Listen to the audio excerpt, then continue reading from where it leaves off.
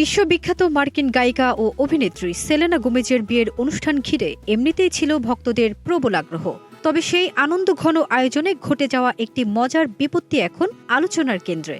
বর কনের জন্য রাখা মূল বিয়ের কেকটি ভুলবশত আগেই কেটে ফেলেছিলেন প্রবীণ অভিনেতা ও জনপ্রিয় কমেডিয়ান মার্টিন শর্ট।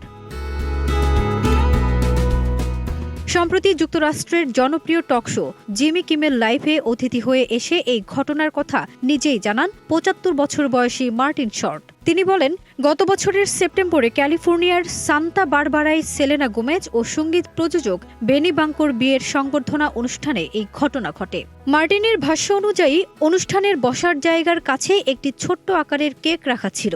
সেটিকে সাধারণ অতিথিদের জন্য রাখার ডেজার্ট ভেবে তিনি তার সহকর্মীকে কেক খাওয়ার প্রস্তাব দেন। এরপর নিজের হাতে থাকা কাঁটা চামচ দিয়ে কেক কাটতেই হঠাৎ চারপাশ থেকে চিৎকার ভেসে আসে।